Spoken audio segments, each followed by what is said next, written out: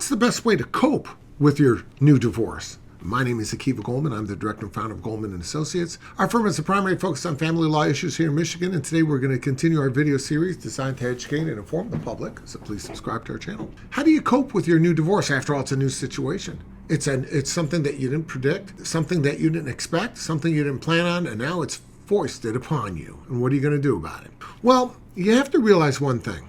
There was a time when the parties thought that the relationship that we now call your marriage was something that's going to make everybody happy. Now we realize that perhaps there's so much misery involved that the disillusion of that relationship, that's going to make everybody happy.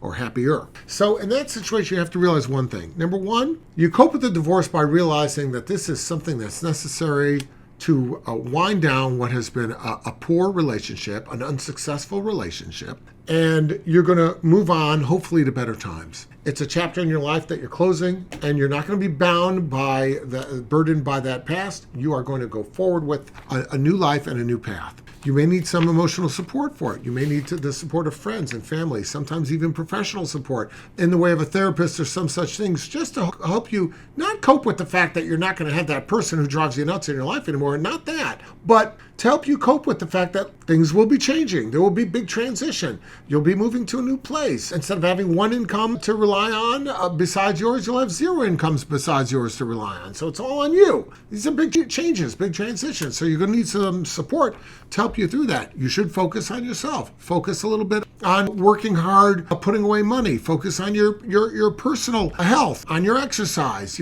sort of getting back, recreating you or creating a new you, which is going to carry you forward as you get through this part of your life, which was the marriage, and then you go into the post-marriage divorce aspect of your life. You have to figure out what's important to you in that regard. You're going to have this divorce. How do you cope with it? Well, a great way to be able to cope with it is realize you don't have to fight with this person about every stupid thing all the time. When you're stuck living together and he's there and you're there, it's not going to go away, then you got to see everything through. You don't have to see everything through here. You can pick and choose what you want to fight about. You should fight about the things that are important to you, like your kids. That's important to you. So, of course, you should devote energies to making sure that everything works out in the best interest of your children. You don't have to fight about stuff, about furniture, about, a sofa. Who's getting the TV set? He wants a TV set, give him the TV set. You'll buy yourself a new TV set, it'll be better. You don't need that piece of crap anyway. You have to realize, be judicious about what you fight about. The best way to cope for divorce is to not waste a bunch of resources, meaning financial resources, emotional resources, a bunch of energy, a bunch of brain power on stuff that really doesn't matter in the long run. Focus your energies on those things that are important to you, determine what those priorities are, and channel your energies toward that and move the other stuff to the side. If you have any questions about that, reach out and we'll be glad to help you out.